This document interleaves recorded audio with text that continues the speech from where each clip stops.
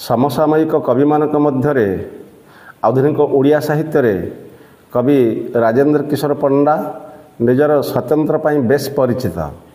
जीवनर नैतिक भौतिक आध्यात्मिक एवं आवेगगत समस्या मानक नहीं से कविता रचना करिबार बेस धुरंधर।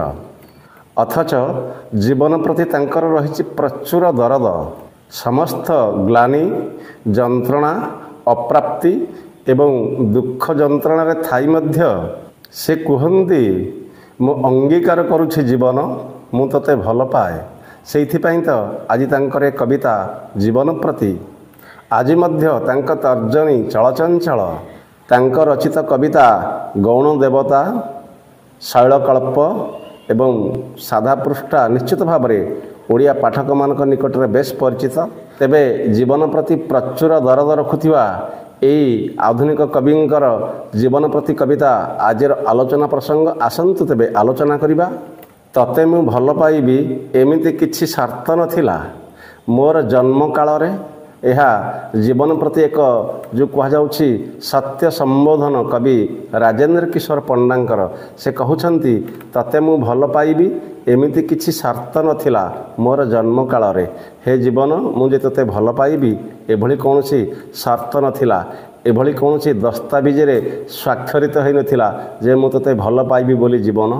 पुणी कहउछंती ता आगरु ईश्वर षठी दुछई बापा माँ धाई ग्रामणीर सही सातपुरुषिया घर एंतुड़ी शाल केही तो कही नथिले बाबूरे तू इच्छा थेले आ इच्छा हेले था एमिति तो केही कही नथिले।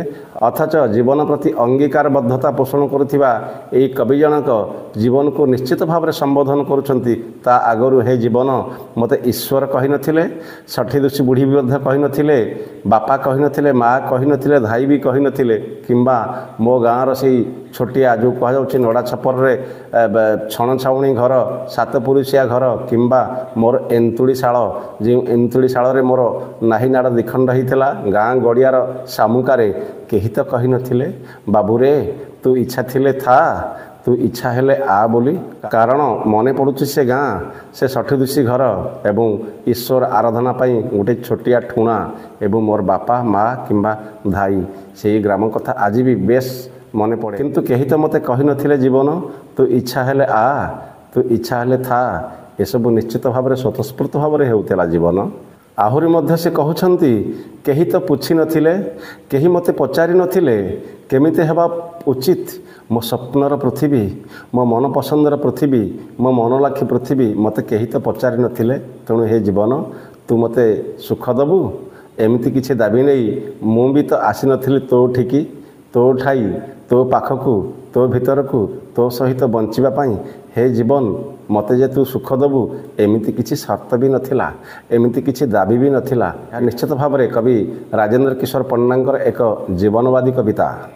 आहुरी मध्य कवि कहउछंती जो दिन चढ़ी शिखिली गछकू उंचरु उंचकू ओसारिया दिसिला पृष्ठभूमि ओसारिया दिसिला दृष्टिभूमि पाशोरी हेला दिगंत आहुरी आहुरी सुंदर दिसिला वसुंधरा।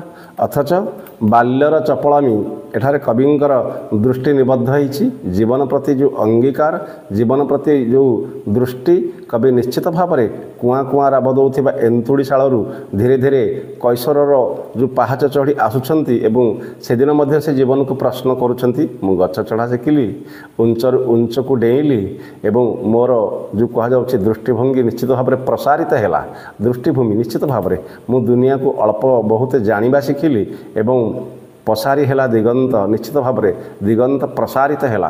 आउ मध्य कहउछंती आहुरी सुंदर दिसिला वसुंधरा ए सबुज सृष्टि मते आहुरी सुंदर देखागला दर पाचिला स्वाद फल रे दांत चिन्ह छाड़ी जो कह जाउछि गाँ बाड़ी बरकोली गछरे चढ़ी ପିଜୁଳି ଗଛରେ ଚଢ଼ିଥିଲି ଏବଂ ସେ ଦର ପାଚିଲା ସୁଆଦ ଫଳରେ ମୋ ଦାନ୍ତ ଚିହ୍ନ ଛାଡ଼ି ମୁଁ ଦିନେ ଖଣ୍ଡିଆ ଖାବରା ହୋଇ ଗଛରୁ ପଡ଼ିଥିଲି, ଖସି ପଡ଼ିଥିଲି। ତଥାପି ସେ ଫଳ ବାସ୍ନା ଭରିଗଲା କୈଶୋର ମୋର। ସତେ କୈଶୋର ବେଳାରେ ଯେଉଁ କୁହାଯାଉଛି ଜୀବନର ଏ ତୀବ୍ର ଅନୁଭୂତି, ଜୀବନର ଅଭୁଲା ଅନୁଭୂତି, ତା ସହିତ ମୁଁ ବଞ୍ଚିଥିଲି। ହେ ଜୀବନ, ଗ୍ରୀଷ୍ମର ସେଇ ନିଦାଘ ଝାଞ୍ଜିରେ ଯେବେ ପ୍ରଧାନ ଘର ପୋଖରୀ ଭିତରେ ଯାଇ ଲମ୍ପ ପ୍ରଦାନ କରିଥିଲି, ଆଉ ସେତେବେଳେ କବି କାଳିନ୍ଦୀ ଚରଣ ପାଣିଗ୍ରାହୀଙ୍କ କବିତା ଠିକ୍ ମନେ ଅଛି। ଗ୍ରୀଷ୍ମ ଖରାରେ ବୁଡ଼ିଥିଲି କେତେ ପ୍ରଧାନ ପୋଖରୀ ଭିତରେ ଯାଇ, କେତେ କାହିଁ ବୋଲି ଦୂର ତୋଟାମାଳେ ଆମ୍ବ ବରକୋଳି ଆସିଛି ଖାଇ। ଏହା ମୋର କୈଶୋରର ଚପଳତା ଜୀବନ। ୟାକୁ ନେଇକି ତ ମୁଁ ବଞ୍ଚିଥିଲି, କିନ୍ତୁ କୌଣସି ସ୍ୱାର୍ଥ ନଥିଲା, ଏସବୁ ଥିଲା ନିଃସ୍ୱାର୍ଥ। ଆହୁରି ମଧ୍ୟ ସେ କହୁଛନ୍ତି, ତଥାପି ସେ ଫଳ ବାସ୍ନାରେ ଭରିଗଲା କୈଶୋର ମୋର, ଉଛୁଳିଗଲା ଆହୁରି।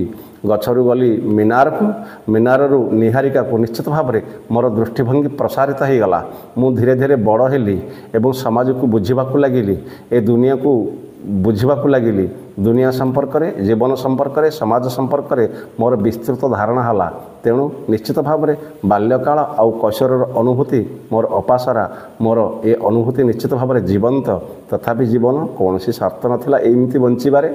ପୁନଶ୍ଚ କବି କହୁଛନ୍ତି, ସ୍ୱପ୍ନରୁ ଅତି ସ୍ୱପ୍ନକୁ, ସ୍ୱପ୍ନରୁ ମୁଁ ଆହୁରି ନିବିଡ଼ ସ୍ୱପ୍ନକୁ ମଧ୍ୟ ଆହୁରି ବତୁରି ଗଲି ଏବଂ ତା ଭିତରର ଅନ୍ଧକାର ଗୁମ୍ଫାକୁ ମୁଁ ଆବିଷ୍କାର କଲି।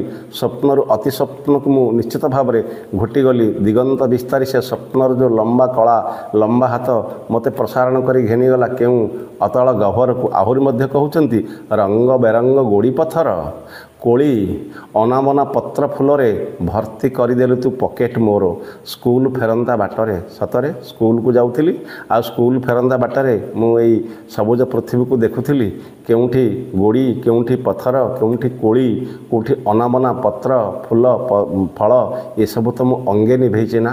ଯେଉଁ କବି, ଜାତୀୟ କବି ବୀରକିଶୋର ଦାସଙ୍କ ଭାଷାରେ, ଜନନୀ ଜନମ ମାଟି ଏଇ ମୋର ଗାଁ, ଭୁଲି ନାହିଁ ନ ଭୁଲିବି କେବେ ତାର ନାଁ। ତାହା ତୋଟା ମାଳେ ବୁଲି ଖାଇଲି ମୁଁ କୋଳି, ଖେଳି ଖେଳି ଉଡ଼ାଇଲି କେତେ ଧୂଳି ବାଲି। ଜମା କଲି ଦେହେ ତାର ଯେତେକ ଅଳିଆ, ତାର ନଈ ନାଳ ପାଣି କଲି ମୁଁ ଗୋଳିଆ। ଦିନେ ହେଲେ ସେତେ ମୋତେ ଦେଇ ନାହିଁ ଗାଳି, ମା ପରି କରେ ମୋତେ ଜୀବନ ସଂଖାଳି। ସତରେ ଜୀବନ ବାସ୍ତବ ଅନୁଭୂତି, ଏ ଯେଉଁ ପିଲାବେଳର ଅନୁଭୂତି, କୈଶୋର ଜୀବନର ଅନୁଭୂତି ବେଶ ଶିକ୍ଷଣୀୟ, ବେଶ ଶିକ୍ଷାପ୍ରଦ ମଧ୍ୟ ଥିଲା।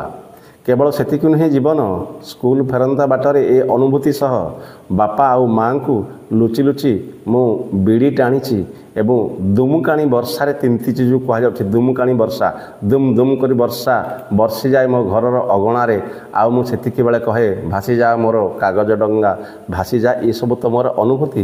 କେବଳ ସେତିକି ନୁହେଁ, ଧୁ ଧୁ ଖରାରେ ସିଝିଲି। କେବଳ ସେତିକି ନୁହେଁ ଜୀବନ, ଧୁ ଧୁ ଖରାରେ ମୁଁ ସିଝିଲି। ବୈଶାଖର ପ୍ରଚଣ୍ଡ ରୌଦ୍ରତା ପରେ ମୁଁ ଦରସିଝା ହୋଇଗଲି। ଆଉ ମଧ୍ୟ ସେତିକି ନୁହେଁ, ଶୀତର ପ୍ରକୋପ ଯେଉଁ କୁହାଯାଉଛି, ପୌଷ ଏବଂ ମାଘ ମାସର ଯେଉଁ ହାଡ଼ଭଙ୍ଗା ଶୀତ, ସେଥିରେ ମଧ୍ୟ ମୁଁ ଥୁରୁ ଥୁରୁ କମ୍ପିବାକୁ ଲାଗିଲି। ଏ ତ ବିଚିତ୍ର ଅନୁଭୂତି। ହେ ଜୀବନ, ମୋ ପାଇଁ ଏହା ସମ୍ଭବ ଥିଲା। ଆଉ ମଧ୍ୟ ଆଙ୍ଗୁଠିରେ ଥିର ପାଣିକୁ ହାନ୍ଦୋଳିବାର ଶବ୍ଦ ମୁଁ ଶୁଣିଲି, ଧ୍ୱନି ମୁଁ ଶୁଣିଲି ଘଣ୍ଟା ଘଣ୍ଟା ଧରି। ବାସ୍ତବରେ ଏଇ ଜଳର ଉତ୍ତାଳ ତରଙ୍ଗରେ ମୁଁ କିଭଳି ଭାବରେ ଭିଜିଲି ଏବଂ ତା ସହିତ ଖେଳିଲି ମନମତାଣିଆ ଖେଳ। ସେତିକି ବେଳେ ମଧ୍ୟ ଆକାଶରେ ଭସା ମେଘମାନଙ୍କର ଲଢ଼େଇ ଲଗାଇଦେଲି ମୁଁ। ଆକାଶରେ ଭସା ମେଘମାନେ, ବାଦଲମାନେ ଯେଉଁ କୁହାଯାଉଛି, ନିଶ୍ଚିତ ଭାବରେ ଆକାଶରେ ଆଦ୍ୟ ଆଷାଢ଼ର ବେପଥୁ ନିଶ୍ଚିତ ଭାବରେ ପୃଥିବୀକୁ ଭିଜେଇବାର ଯେଉଁ ସ୍ୱପ୍ନ, ଯେଉଁ ମୋହନୀୟ ସ୍ୱପ୍ନ ରଖେ, ମୋ କୈଶୋର ଜୀବନର ଉତ୍ତାଳ ତରଙ୍ଗ ସୃଷ୍ଟି କରିଥିଲା।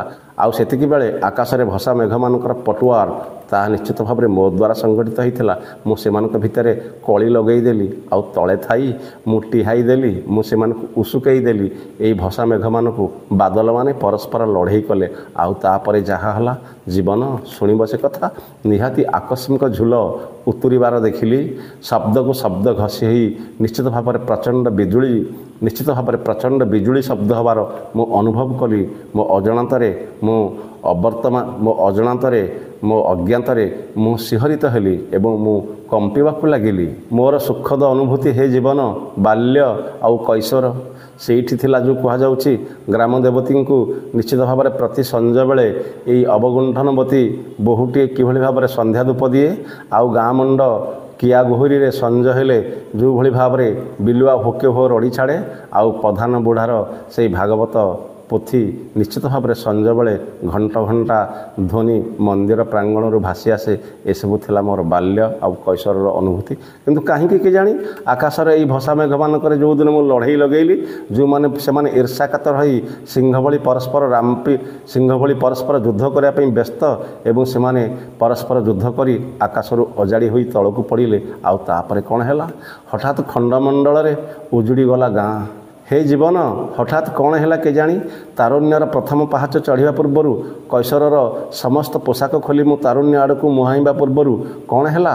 ହଠାତ୍ ଖଣ୍ଡମଣ୍ଡଳରେ ଉଜୁଡ଼ି ଗଲା ଗାଁ। ମୋ ସ୍ୱପ୍ନର ଗାଁ, ଯେଉଁ କୁହାଯାଉଛି ମୋ ଏନ୍ତୁଡ଼ିଶାଳର ଗାଁ, ମୋ ଛବି ବହି ଏବଂ ଲଣ୍ଠନର ମିଞ୍ଜି ମିଞ୍ଜି ଜଳୁଥିବା ସେଇ ପାଠଘର, ସେଇ ଚାଟଶାଳୀ ଘର ଆଉ ମୋ ଏନ୍ତୁଡ଼ିଶାଳ ହଠାତ୍ ଖଣ୍ଡମଣ୍ଡଳରେ ସେ ଉଜୁଡ଼ି ଗଲା ଏବଂ ଘରଦ୍ୱାର ଭାଙ୍ଗି ରୁଜି ଗଲା। ପେଡ଼ି ପୁଟୁଳା ଧରି ଭିଟା ମାଟି ଛାଡ଼ି ଚାଲିଗଲେ କିଏ କେଉଁଆଡ଼େ, ଯିଏ ଯୁଆଡ଼େ ପାରିଲେ ପଳେଇଲେ। ଦୁର୍ବିପାକ ଆସିଗଲା, ଗାଁକୁ ନିଶ୍ଚିତ ଭାବରେ ବିପଦ ଆସିଲା। କାହିଁକି ଏମିତି ହେଲା କେଜାଣି? କେଉଁଠି ରହିଗଲେ ସେ ସୁଭାଷିନୀ ନାନୀ, କେଉଁଠି ରହିଗଲେ ଭୁବନ ମାଷ୍ଟ୍ରେ, କେଉଁଠି ରହିଲା ଗୋବିନ୍ଦା ପୂଜାରୀ? ସବୁ ପଛରେ ରହିଗଲା।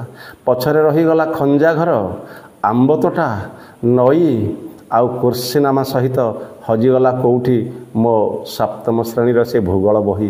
ଆଜି ବି ମନେ ପଡ଼େ, ହେ ଜୀବନ, ଏସବୁ ପାଇଁ ତ ସର୍ତ୍ତ ନଥିଲା। ଏମିତି ସୁଖ ସହିତ ଦୁଃଖର ଫେଣ୍ଟା ଫେଣ୍ଟି ହରଣ ଆଉ ମିଶାଣର ଯେଉଁ କୁହାଯାଉଛି ଦୋଛକିରେ କାହିଁକି ଠିଆ କରିଦେଲ ଜୀବନ? ଏ ପ୍ରଶ୍ନ ପଚାରୁଛନ୍ତି କବି ରାଜେନ୍ଦ୍ର କିଶୋର ପଣ୍ଡା ଜୀବନକୁ। ପୁନଶ୍ଚ କବି ତୁହାଇ ତୁହାଇ ପ୍ରଶ୍ନ କରୁଛନ୍ତି ଜୀବନକୁ। ପାତାଳକୁ ଚେରଭେଦି ସ୍ୱର୍ଗ ମଞ୍ଚେ ଡାଳ ମେଲିଥିବା କଞ୍ଚନ ଗଛରୁ ଗୋଟିଏ ଗୋଟିଏ ଫୁଲ ଟୋପାଏ ଟୋପାଏ ଲୁହ ଖସି ପଡ଼ୁଥିବାର ଦେଖିଲି। ନିଶ୍ଚିତ ଭାବରେ ଭିଟାମାଟି ଉଜୁଡ଼ି ଗଲା, ଗାଁ ଗଣ୍ଡା ଛାଡ଼ି କିଏ କେଉଁଆଡ଼େ ଚାଲିଗଲା ପରେ ସତରେ ଯେମିତି ମୋ ଆଖି ଆଗରୁ ମୋ ସପ୍ତମ ଶ୍ରେଣୀର ଭୂଗୋଳ ବହି ବି ହଜିଯାଇଥିଲା। ସବୁ ପଛରେ ରହିଗଲା ଖଞ୍ଜା ଘର, ଆମ୍ବ ତୋଟା, ନଈ ପଠା, ଇଏ ସମସ୍ତ। କିନ୍ତୁ ଦେଖିଲି ଯେ ଅଗଣାରେ ଥିବା ଏଇ କଞ୍ଚନ ଗଛ, ଯେଉଁ ଗଛର ଫୁଲ ସତେ ଯେମିତି ଟୋପାଏ ଟୋପାଏ ଲୁହ ହୋଇ ସେ ଘରର ଅଗଣାକୁ ଖସି ପଡ଼ୁଛନ୍ତି ଲୁହ ରୂପରେ। ଖସି ପଡ଼ୁଥିବାର ମୁଁ ତ ଦେଖିଲି। ମହାନଦୀରେ, ଗଙ୍ଗାରେ, ଯମୁନାରେ, ଅଦୃଶ୍ୟ ସରସ୍ୱତୀରେ ମୁଁ ସେଠି ପଖାଳି ହେଲି। ମୁଁ ନିଶ୍ଚିତ ସେଠାରେ ବୁଡ଼ ମାରିଲି, ମୋ ଇଚ୍ଛାରେ ବା ମୋ ଅନିଚ୍ଛାରେ। ମୁଁ ଜାଣିନି କାହିଁକି ଏସବୁ ମୋ ସହିତ ହେଲା ଜୀବନ। କିଛିଟା ବହିଗଲି କୂଳେ କୂଳେଇ, ନିଶ୍ଚିତ ଭାବରେ ଭାସିଯିବାର ଦୃଶ୍ୟ, ଜୀବନକୁ ବଞ୍ଚାଇବାର ଆପ୍ରାଣ ଚେଷ୍ଟା କରିବାର ଦୃଶ୍ୟ, ବାଲ୍ୟ, କୈଶୋର ଏବଂ ଯୌବନର ପ୍ରଥମ ପାହାଚରେ ପାଦ ଦେଇଥିବା କବିଙ୍କର ଅନୁଶୋଚନା ଏବଂ ଜୀବନ ପ୍ରତି ଦୃଷ୍ଟିଭଙ୍ଗୀ ନିଶ୍ଚିତ ଏ କବିତାରେ ସ୍ପଷ୍ଟ ବାରି ହୋଇ ପଡ଼ୁଛି। ଆହୁରି ମଧ୍ୟ କବି କହୁଛନ୍ତି, ସମୁଦ୍ରକୁ ଆଣି ଶଙ୍ଖୋଳିଲି ମୋର ପାପୁଲିରେ, ଶୋଇବା ଘରେ ନଗାଧିରାଜକୁ ଦର୍ଶନ କଲି ଝରକା ଖୋଲି। ବାସ୍ତବିକ କରୁଣ ଦୃଶ୍ୟ। ଚିତ୍ରକଳ୍ପ ଏବଂ ରୂପକଳ୍ପ ରଚନା କରିବାରେ ଧୁରୀଣ ଏଇ ମହାକବି ନିଶ୍ଚିତ ଭାବରେ କହୁଛନ୍ତି ସେଇ ଗାଁର ଦୃଶ୍ୟ, ସେ ଆମ୍ବ ତୋଟାର ଦୃଶ୍ୟ, ଯେଉଁଠି ଦିନେ ସବୁ ଛିନ୍ନ ବିଚ୍ଛିନ୍ନ ହୋଇଯାଇଥିଲା, ଯେଉଁଠି ଲୁହ ନଈ ହୋଇ ବହି ଯାଇଥିଲା, ଯେଉଁଠି ଗାଁ ନିଶ୍ଚିନ୍ନ ହୋଇଯାଇଥିଲା। ଆମ୍ବ ତୋଟା, ନଈ ଏବଂ ତାଙ୍କ ଷଠି ଘର ଯେଉଁ କୁହାଯାଉଛି ଏନ୍ତୁଡ଼ିଶାଳ ଏବଂ ତାଙ୍କ ଜୀବନର ଅଭୁଲା ସ୍ମୃତି, ସପ୍ତମ ଶ୍ରେଣୀର ତାଙ୍କ ପାଠ ବହି, ଆଉ ମଧ୍ୟ ତାଙ୍କ ଭାଷାରେ ସମୁଦ୍ରକୁ ଆଣି ଶଙ୍ଖୋଳିଲି ମୋର ପାପୁଲିରେ, ସତେ ଯେମିତି ସାଗରର ଉତ୍ତାଳ ଲହରୀ ତାଙ୍କ ଗାଁକୁ ଚାଟି ଦେଇଥିଲା, ତା'ର ସର୍ବଗ୍ରାସୀ ଆଁ ଭିତରେ ତାଙ୍କ ଗାଁକୁ ନିଶ୍ଚିନ୍ନ କରିଦେଇଥିଲା। ଏଭଳି କି କବିଙ୍କର ହାତ ପାପୁଲି ପର୍ଯ୍ୟନ୍ତ ମଧ୍ୟ ସମୁଦ୍ରର ଏ ଲବଣାକ୍ତ ଜଳ ଆହୁରି ମଧ୍ୟ ଆକର୍ଷଣ କରି ଆସିଥିଲା। ପୁଣି କୁହାଯାଉଛି ଶୋଇବା ଘରେ ସମୁଦ୍ରକୁ ଆଣି ଶଙ୍ଖୋଳିଲି ମୋର ପାପୁଲିରେ। ଶୋଇବା ଘରେ ଆଉ ମଧ୍ୟ ଯେଉଁ କୁହାଯାଉଛି ପର୍ବତକୁ ସେ ଦର୍ଶନ କରିଛନ୍ତି, ନଗାଧିରାଜ ଅର୍ଥାତ୍ ହିମାଳୟ, ଏହି ପର୍ବତ ଶୃଙ୍ଗକୁ ସେ ଦର୍ଶନ କରିଛନ୍ତି ତାଙ୍କ ଖୋଲା ଝରକାର ସେ ପାଖରେ। ଏହା କବିଙ୍କର ଅନୁଭବ। ସେ ଯାହା ଅନୁଭବିଛନ୍ତି ଜୀବନକୁ ସେୟା ମଧ୍ୟ ପ୍ରକାଶ କରିଛନ୍ତି କବିତା ଜୀବନ ପ୍ରତିରେ। ଆଉ ମଧ୍ୟ କବି କହୁଛନ୍ତି, ସମ୍ମୁଖର ଦର୍ପଣରୁ କିଏ ନାଁ ଧରି ଡାକିବାର ଶୁଣିଲି, କେହି ନାହିଁ ତ। ପ୍ରତିବିମ୍ବ ଫେରି ଆସିଲା ବେଳକୁ ମୁଁ ଆଉ ସେଠି ନଥିଲି। ଅଥଚ ବୟସର ବଗିଚାରେ ଧୀରେ ଧୀରେ ପୂର୍ବାହ୍ନ ଏବଂ ମଧ୍ୟାହ୍ନର ଅବଶ୍ୟମ୍ଭାବୀ ଏହି ଉତ୍ତାଳ ତରଙ୍ଗରେ ଜୀବନ କିଭଳି ଭାବରେ ବେଳେବେଳେ ପରିବର୍ଦ୍ଧିତ ହୁଏ ଆଉ ପରିବର୍ତ୍ତନଶୀଳ ହୁଏ ଏବଂ ଜୀବନର ପରିଧି ଗୋଟିଏ ଗୋଟିଏ ପାହାଚକୁ ଚଢ଼ିବାରେ କିଭଳି ଭାବରେ ସେ ନୂଆ ନୂଆ ଅନୁଭୂତିକୁ ସାମ୍ନା କରୁଛନ୍ତି। ସେ ଅନୁଭୂତି ସୁଖଦ ହେଉ, ସେ ଅନୁଭୂତି ଦୁଃଖଦ ହେଉ, ସେ ଅନୁଭୂତି ମର୍ମନ୍ତୁଦ ହେଉ, ଏହା ତ କବିଙ୍କ ସ୍ୱୀକାରୋକ୍ତି। ବାକି ପଙ୍କ୍ତିଗୁଡ଼ିକୁ ନିଶ୍ଚିତ ଭାବରେ ଏହାର ଦ୍ୱିତୀୟ ଭାଗରେ ଆଲୋଚନା କରିବା। ବନ୍ଦେ ଉତ୍କଳ ଜନନୀ।